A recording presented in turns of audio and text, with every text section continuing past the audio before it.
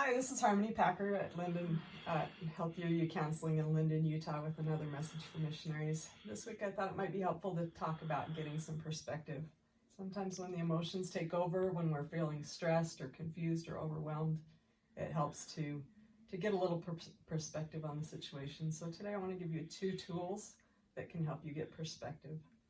The first tool, well, first of all, I want to say these tools apply no matter what your situation. If you are a missionary currently serving, if you are a missionary who's home and waiting for reassignment, or if you've been released and you're a returned missionary, I'm going to keep these tools general so that they apply to whatever your situation is. The first tool is called the circle of control. So just get a piece of paper and something to write with and draw a circle. As you think about your situation and the things that you might be worried or stressed about, I want you to consider what of all of those things that you have some control over and write those things in the circle. These might be your thoughts,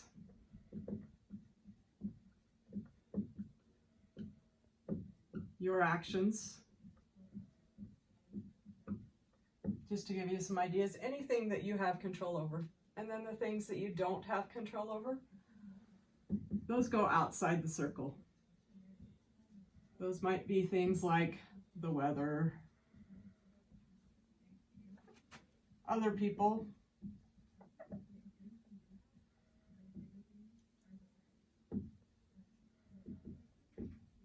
the COVID-19 pandemic. Anything that you can think of about your situation that you're having emotions about or feelings about that you don't have control over goes outside the circle. By doing this, by separating these things that you have control over and things that you don't have control over, you can identify things that it's worth letting go of, that you can accept. You don't have to like them, but you can accept them because you have no responsibility for them. And then you can also identify the things that you do have control over and the places that it's worth putting your time and energy and your effort into where you can make a difference. So this circle of control is the first tool. The second tool I like to call zoom in or zoom out. Zoom in and zoom out. It's like having a mental camera lens. The zoom in part is where you narrow your focus to yourself. You identify facts about yourself. My name is John Smith. I'm from Provo, Utah. I'm 6 foot tall. I love music. Just things about yourself. Narrow into you and what is true about yourself. And then narrow in to one thing. All I have to do right now is whatever that is.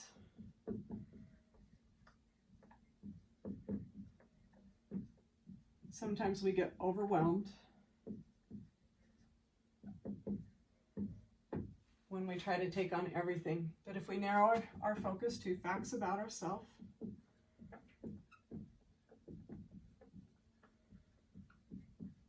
and the one thing that we need to do next, that narrows things down so that we don't feel so overwhelmed.